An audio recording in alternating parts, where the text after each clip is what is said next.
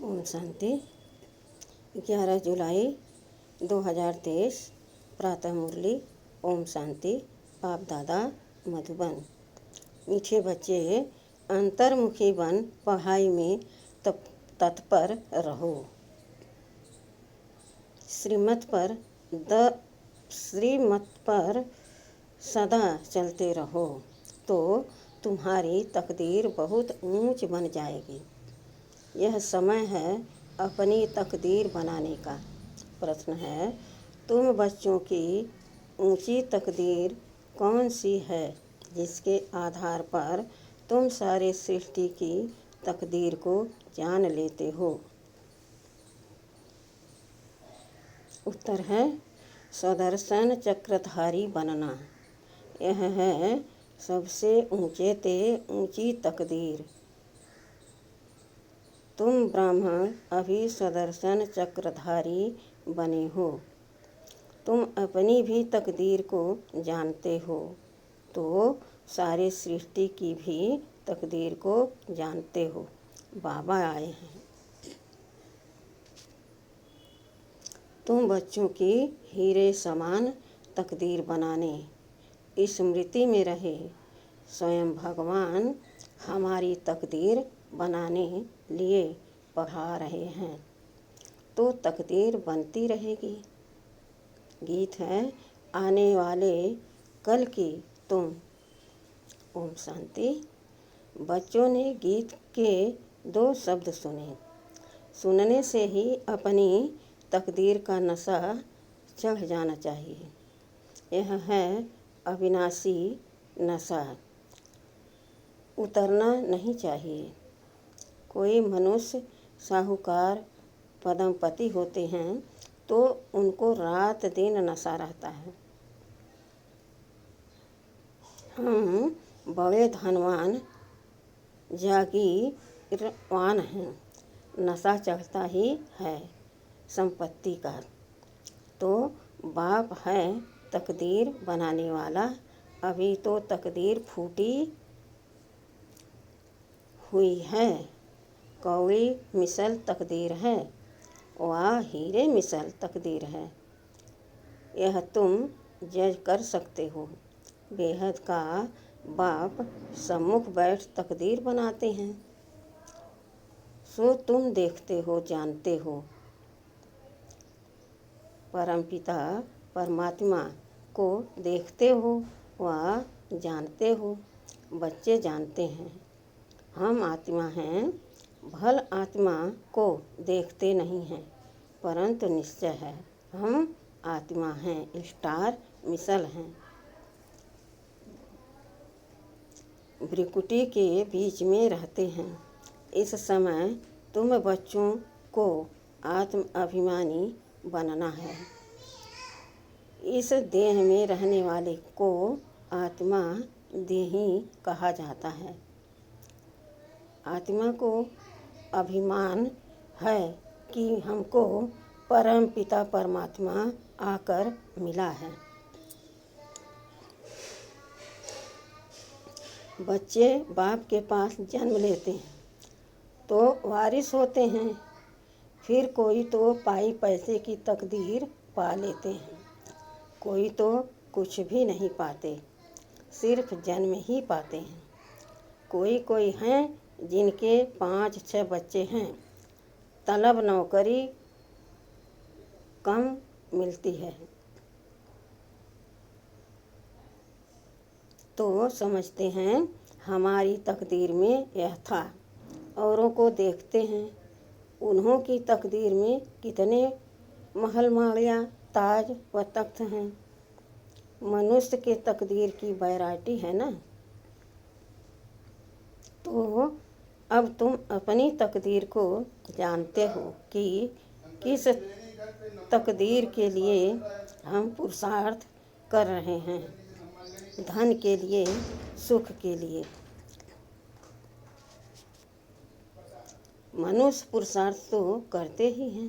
धनवान मनुष्य बीमार पड़ते हैं तो अच्छे डॉक्टरों की दवाई करते हैं। समझते हैं धन से अच्छी दवाई होगी। तो धन की बात है ना। तुम बड़ी ज़बरदस्त तकदीर बनाते हो श्रीमत से। बच्चे जानते हैं बाबा ऊंच से ऊंच तकदीर बनाते हैं, क्योंकि खुद ऊंच से ऊंच हैं। अब तुम उनके सम्मुख बैठे हो ना, माँ बाप के घर बैठे, माँ बाप के घर में बैठे हैं। कोई राजा रानी है तो समझते हैं हमने ऐसे कर्म किए हैं। जो राजाई की तकदीर मिली है। अब तुम जानते हो हम जो यह लक्ष्मी नारायण का चित्र देखते हैं, उन्होंने भी जरूर अगले जन्म में तकदीर बनाई है। तुमको यह बुद्धि मिली है। मनुष्यों की बुद्धि में यह नहीं आता इतने धनवान मनुष्य हैं, उन्हों को यह तकदीर कैसे मिली। कहेंगे पास्ट जन्म में ऐसे कर्म किए हैं जो इतना धनवान बने हैं। कर्मों का फल है ना। गाते भी हैं कर्मों की गति न्यारी है। मनुष्य पास्ट के कर्मों अनुसार ही भोगते हैं। अभी तुम बड़े से बड़े लक्ष्मी नारायण के तकदीर की भेंट करते हो। यह जो सतयुग के मालिक बने, उन्हों की ऐसी कर्म गति किसने बनाई। जो विश्व के मालिक बने, तुम सारे चक्र को जान चुके हो। तुम ब्राह्मण अभी सुदर्शन चक्रधारी बने हुए हो। दूसरे ब्राह्मण तो सुदर्शन चक्रधारी नहीं होंगे। वह भी ब्राह्मण, तुम भी ब्राह्मण हो, परंतु तुम जानते हो कि हम हैं सच्चे ब्राह्मण, ब्रह्मा की मुख वंशावली। जरूर ब्रह्मा भी किसका बच्चा होगा। वह है शिव बाबा का बच्चा। शिव बाबा तो रचयिता है, उसका कोई बाप नहीं। तो अब तुम्हारी तकदीर परमपिता परमात्मा बनाते हैं। बाप से ही तकदीर बनती है, काका चाचा मामा आदि से नहीं बनती।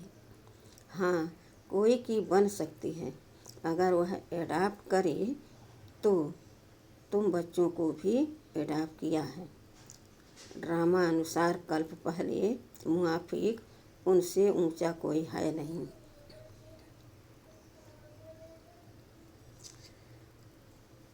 प्रजापिता ब्रह्मा को इतने बच्चे हैं, ढेर के ढेर। उनको बाप से क्या वर्षा मिलता होगा।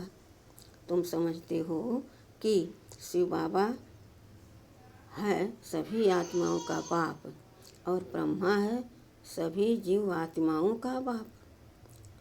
तुम इसमें भाई बहन हो जाते हो। बाप तो तुम बच्चों को कहते हैं, देखा तुम्हारी तकदीर कितनी ऊंची है। हम तुमको पढ़ाकर कितना तकदीरवान बनाता हूँ।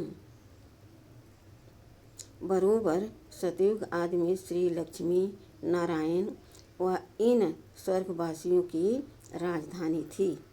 कितनी उन्हों की ऊंच तकदीर बनाई है। यह तुम बच्चों की बुद्धि में राज है कि शिव बाबा ने ही उन्हों की ऊंच तकदीर बनाई थी। वह तकदीर भोग 84 जन्म पूरे किए, अब फिर वही तकदीर बना रहे हैं। यह तुम्हारी बुद्धि में ज्ञान है। ज्ञान सागर शिव बाबा के सिवाय कोई भी समझा न सके। ऐसा बाप कितना लवली है। बाप भी कहते हैं तुम भी लवली बच्चे हो। तुमको मैं फरमान करता हूँ कि निरंतर मुझे याद करने का अभ्यास करो, तो तुम्हारे विकर्म विनाश हो जाएंगे। तुम जानते हो कि शिव बाबा अभी इस ब्रह्मा तन में सम्मुख है। बाप ने समझाया है, मैं तो सदैव निराकार हूँ, मेरा नाम शिव ही है। मैं साकार में आकर पुनर्जन्म नहीं लेता हूँ। अभी मैं आया हुआ हूँ। तुम जानते हो कौन बात कर रहा है। तुम्हारी बुद्धि ऊपर में चली जाती है। वह निराकार परम पिता परमात्मा ज्ञान का सागर है। वही तकदीर बनाने वाला है। हेवनली गॉडफादर हेवन की स्थापना करेगा ना। तुम जानते हो बाप कैसे ब्रह्मातन में सम्मुख बात कर रहे हैं। कहते हैं, लाडले बच्चे, अब ड्रामा पूरा हुआ। आत्मा सुनती है, आत्मा ही जानती है कि यह यथार्थ बात है। बाप कहते हैं, जितना हो सके मुझे याद करो और सारे सृष्टि चक्र की नॉलेज तुमको ही दी है। कोई को अच्छी रीति धारणा होती है, कोई भूल जाते हैं। अभी तुम बैठे हो, तुमको यह ज्ञान अमृत दे रहे हैं अथवा नॉलेज पढ़ा रहे हैं। सम्मुख शिव बाबा बैठा है। वह जन्म मरण में नहीं आता है। तुम्हारा तो जन्म बाई जन्म नाम रूप देश काल बदलता जाता है। फीचर्स सदैव न्यारे मिलते हैं। यह कितनी गुह सूक्ष्म बातें हैं। तुम्हारी आत्मा घड़ी घड़ी एक शरीर छोड़ दूसरा लेती है। इस समय जो तुम्हारा रूप है, दूसरे जन्म में यह नहीं रहेगा। एक न मिले दूसरे से। आत्मा एक शरीर छोड़ दूसरा लेती है तो उनकी एक्टिविटी, ख्यालात आदि सब बदल जाते हैं। आत्मा को कितना भिन्न भिन्न पार्ट बजाना पड़ता है। भिन्न नाम, रूप, देश, काल, एक्टिविटी से पार्ट बजाती हैं। एक्टिविटी भी बदलती रहती है। कभी राजा की, कभी रंक की, ऐसे नहीं कभी कुत्ता,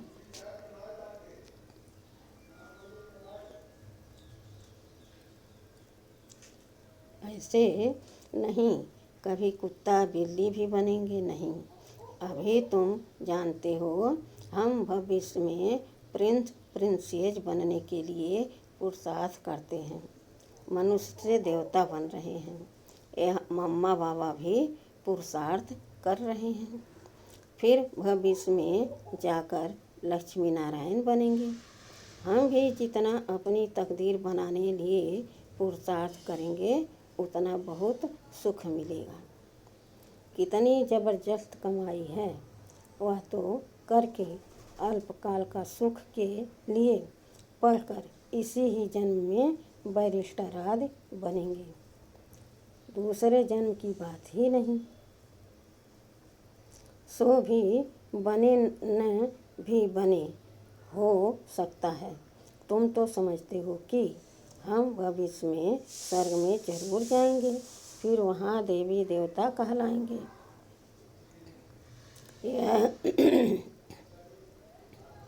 यह कभी भूलना नहीं है कि बाप से हम स्वर्ग के ताउसी तख्त का वर्षा लेकर ही छोड़ेंगे। ऊंच ते ऊंच बनकर ही दिखलाएंगे। गॉड फादर पढ़ाते हैं, वह भी तो बुद्धि में आता है। हम अच्छी रीति पढ़कर 21 जन्म के लिए अपनी प्रारब्ध बनाते हैं।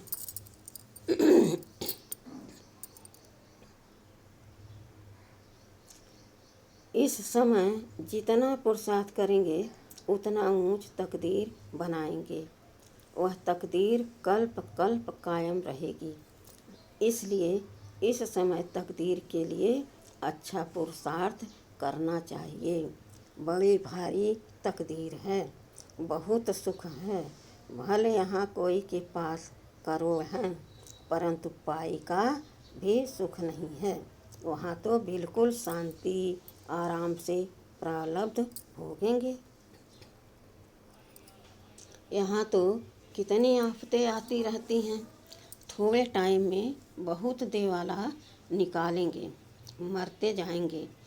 भले इंश्योर करते हैं, परंतु इंश्योरेंस कंपनी भी क्या कर सकेगी।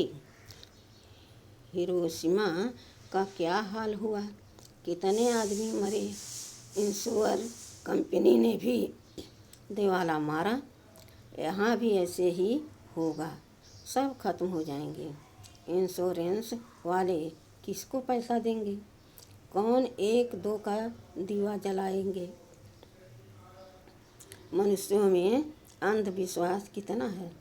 बड़े आदमी का शो करते हैं, ऋषि मुनियों को उनसे भी बड़ा समझते हैं। भल रिलीजन को नहीं मानते, परंतु सन्यासियों को नमन जरूर करते होंगे। साधुओं के आगे जाकर दंडवत प्रणाम करेंगे।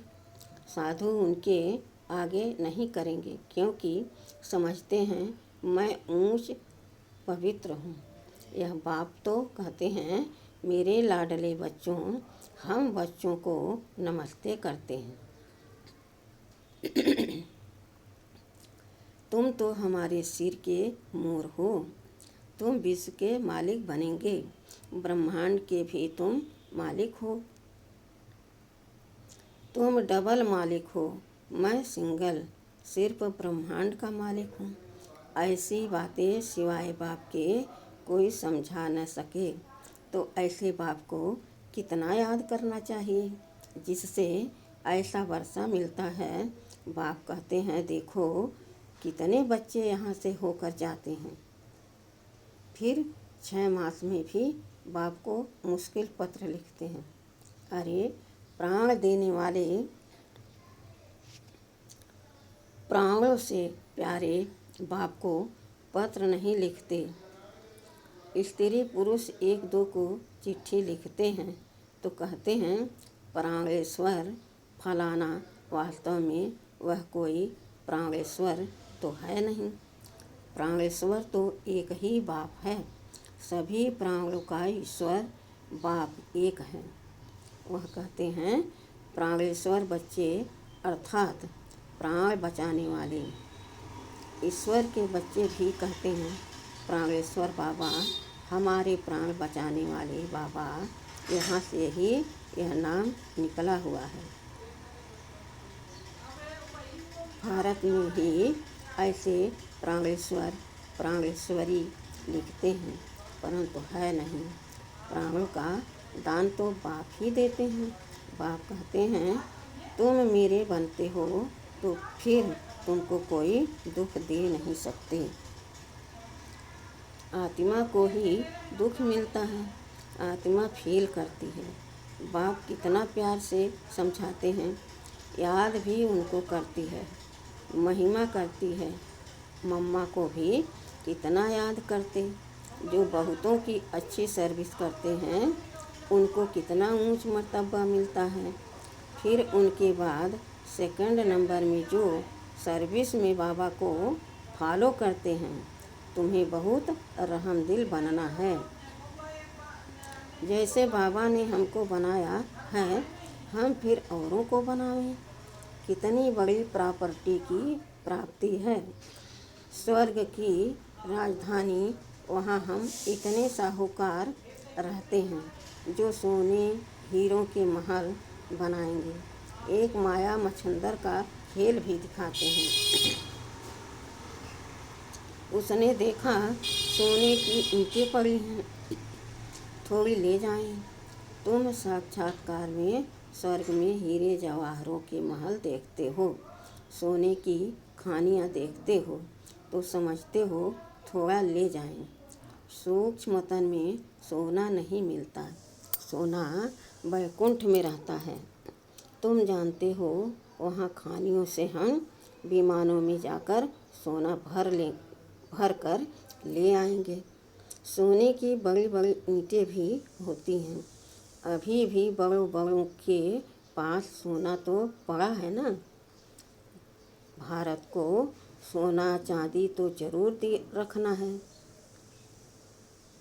सबके पास बड़ी बड़ी गुफाएं बनी हुई हैं, जहाँ कोई लूट फूट न सके, आग जला न सके, तो वह सब भविष्य में तुम्हारे हाथ आ जाएगा। जिन एरोप्लेन आदि द्वारा अभी बम आदि गिराते हैं विनाश के लिए, वही चीज़ें फिर सुख के लिए निमित्त बन जाएंगी। सतयुग में यह सब थी, फिर प्रायः लोप हो गई, अब फिर बनी है। तुम जानते हो कैसे खानियों से जाकर ले आते हैं। खानियाँ सब नई हो जाती हैं, अभी तो पुरानी हैं। तो ऐसी तकदीर बनाने वाले बाप से पूरी तकदीर लेनी चाहिए, इसमें गफलत नहीं करनी चाहिए। बाप और वर्षे को याद करो। बाप कहते हैं, एक में मोह लगाओ, स्वर्ग को याद करो। अच्छा,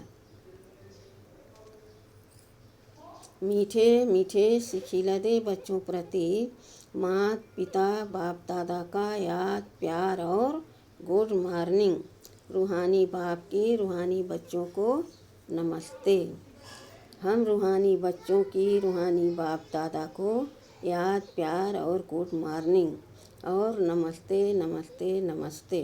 शुक्रिया बाबा शुक्रिया, वाह बाबा वाह। धारणा के लिए मुख्य सार है। पहला है, अपनी ऊंच तकदीर बनाने में गफलत नहीं करनी है। श्रीमत पर अच्छी रीति चल पढ़ाई के आधार से ऊंची तकदीर बनानी है। दूसरा है, प्राणेश्वर बाप की याद में रह सबको प्राणदान देना है।